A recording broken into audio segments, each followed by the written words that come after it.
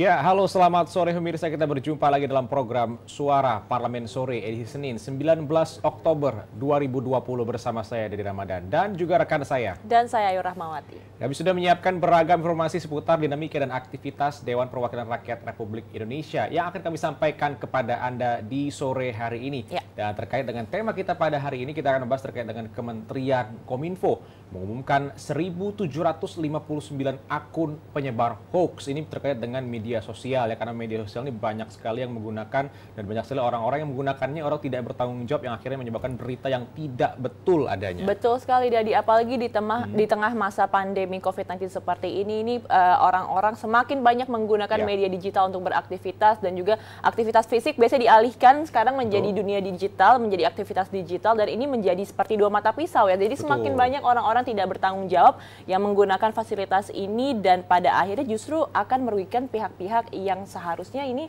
memperoleh keuntungan atau juga memperoleh hak-haknya dari media sosial itu sendiri. Kita akan membahas hal tersebut dalam tajuk utama kita nanti. Namun sebelum itu kita akan menyaksikan dulu apa saja yang menjadi headline media online yang terbit pada hari ini pemirsa.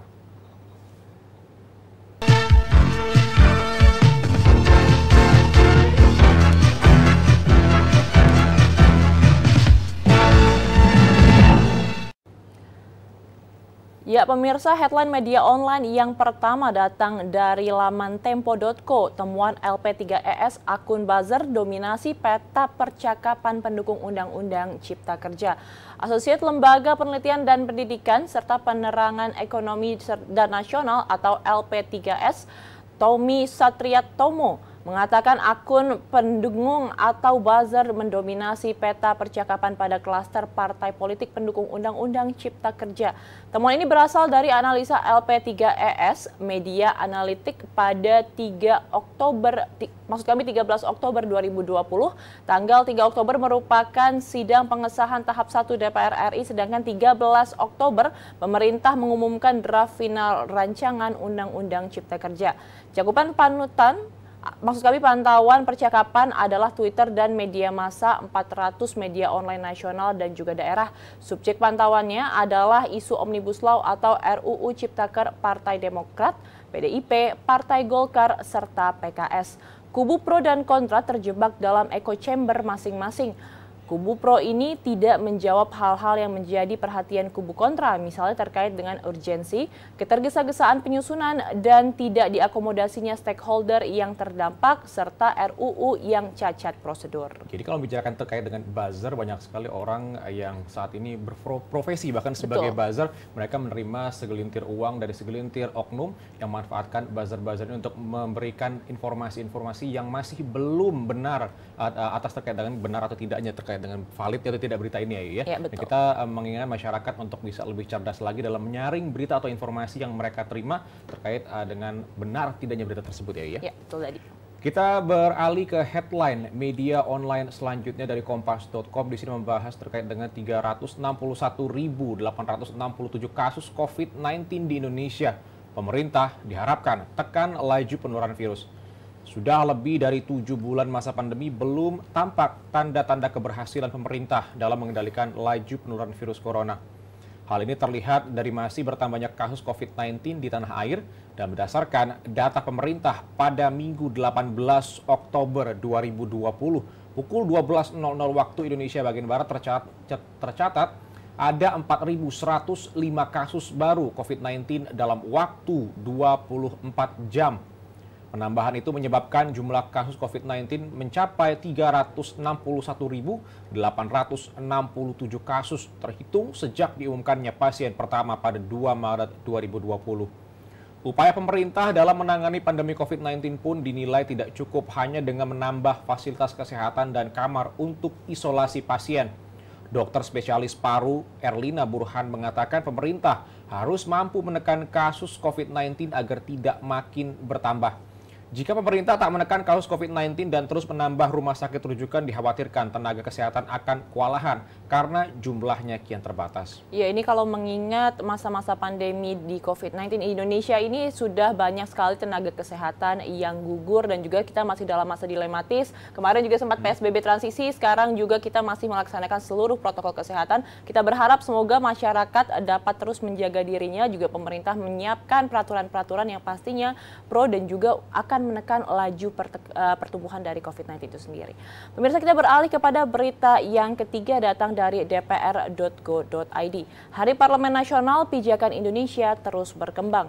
Wakil Ketua DPR RI Muhammad Aziz Syamsuddin mengatakan, peringatan Hari Parlemen Nasional pada 16 Oktober dapat menjadi sebuah pijakan untuk Indonesia terus berkembang lebih baik dan sebagai wakil rakyat dalam mewakili kepentingan masyarakat dan bangsa untuk mencapai tujuan menjadi Indonesia maju. Politisi Partai Golkar itu berharap ke depannya parlemen dapat memberikan sumbangsih yang nyata dalam pembangunan Indonesia maju.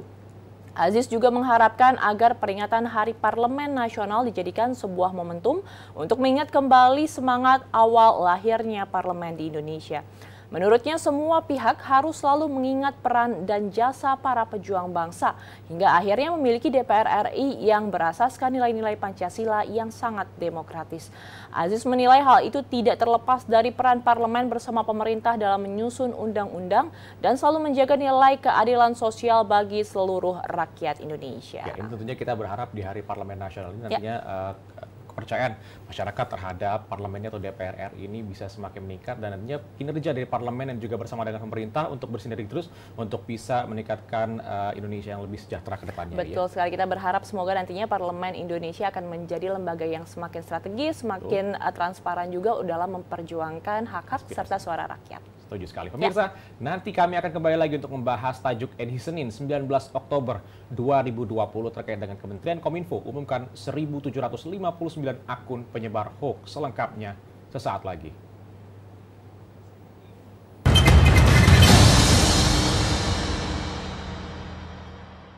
DPR melalui Sekretariat Jenderal telah menyerahkan naskah final Undang-Undang Cipta Kerja yang memiliki 812 halaman kepada Kementerian Sekretariat Negara. Sesuai ketentuan dalam Undang-Undang tentang Pembentukan Peraturan Perundang-undangan, Pasal 72 Ayat 2, penyampaian rancangan undang-undang dilakukan dalam jangka waktu paling lama 7 hari, terhitung sejak tanggal persetujuan bersama. Di kawasan Istana Kepresidenan Jakarta, Sekretaris Jenderal DPR RI Indra Iskandar mengatakan, naskah Undang-Undang Cipta Kerja sudah diterima Kementerian Sekretariat Negara diwakili Deputi Bidang Hukum dan Perundang-undangan. Berdasarkan penugasan dari pimpinan DPR, RUU tersebut sudah kami serahkan kepada Sekretariat Negara dan sudah diterima dengan baik. Isinya gitu ya, jadi prinsipnya nggak ada masalah. Sebelumnya di gedung DPR RI Jakarta, Sekretaris Jenderal DPR RI Indra Iskandar kembali menegaskan, naskah final Undang-Undang Cipta Kerja yang akan diserahkan ke Kementerian Sekretariat Negara sesuai dengan yang telah disampaikan pimpinan DPR RI beberapa waktu lalu, yaitu sebanyak 812 halaman, di mana 488 halaman merupakan isi undang-undang dan sisanya merupakan penjelasan. Substansi yang sudah disepakati dan disahkan DPR RI bersama pemerintah dalam Undang-Undang Cipta Kerja tidak mengalami perubahan. Kemarin kan sudah dijelaskan tidak ada perubahan, itu hanya perubahan teknis dari kertas ukuran biasa ke ukuran legal. Kalau dulu kita menyebut ukuran folio mungkin ya. Tim Liputan TVR Parlemen melaporkan.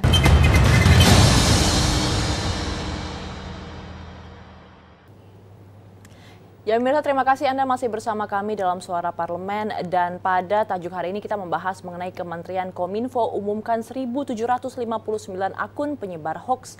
Direktorat Tindak Pidana Cyber Barreskrim Polri bekerjasama dengan Kementerian Komunikasi dan Informatika Republik Indonesia serta Badan Siber dan Sandi Negara menutup sejumlah akun yang menyebabkan konten-konten provokatif dan diskriminatif serta hoax.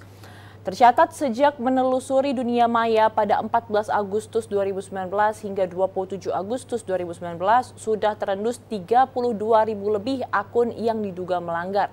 Pemerintah melalui Kementerian Komunikasi dan Informatika telah memblokir 1.759 akun penyebar hoaks soal COVID-19 di berbagai media sosial.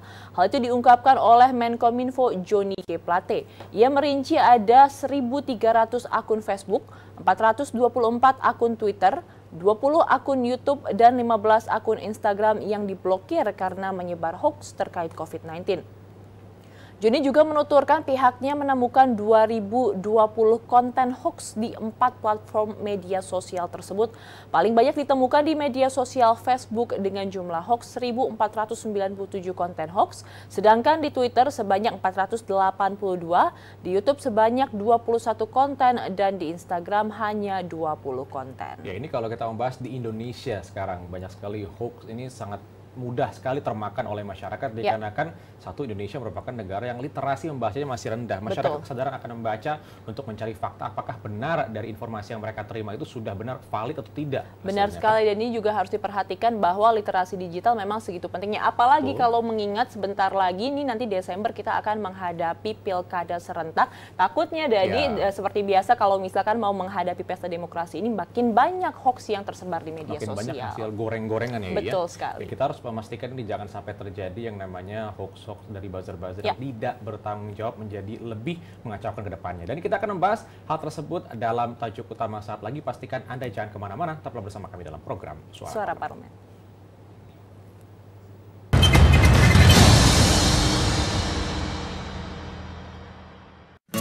Indonesia siap memasuki tatanan hidup baru di tengah pandemi corona. Apa kita sudah paham persiapan dan protokol kesehatan yang harus dilakukan di lingkungan kerja? Pastikan kondisi tubuh sehat saat berangkat ke kantor. Gunakan masker. Membawa perlengkapan makan sendiri. Sediakan hand sanitizer dan selalu mencuci tangan. Saat akan melakukan ibadah, ingatlah untuk saling menjaga jarak aman dan membawa perlengkapan ibadah sendiri. Karena tempat ibadah sudah tidak menyediakan alat ibadah untuk mengurangi penyebaran virus corona. Semoga kita semua mampu memutus mata rantai penyebaran COVID-19 dan roda perekonomian pun tetap berputar.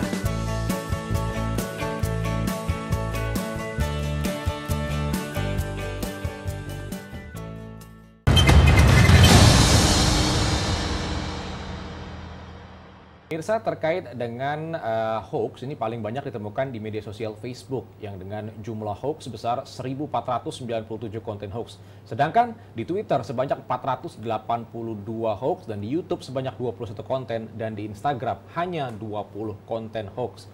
Johnny G. Plate mengaku telah berdialog dengan para petinggi platform sosial yang digunakan untuk menyebar hoax. Salah satunya dengan Susan Wojcicki, yaitu CEO YouTube.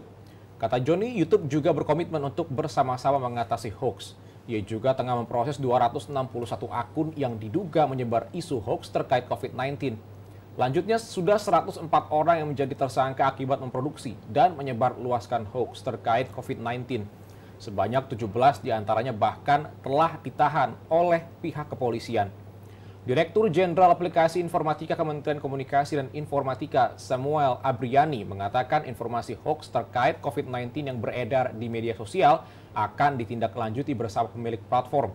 Pihaknya akan memberikan rekomendasi akun mana yang terindikasi melakukan penyebaran hoax sesuai aduan masyarakat dan patroli di media sosial.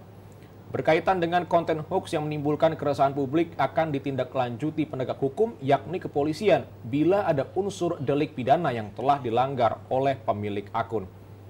Hingga hari ini, hasil identifikasi Kementerian Komunikasi dan Informatika menemukan total sebanyak 242 konten hoax dan disinformasi yang berkaitan dengan virus corona atau COVID-19.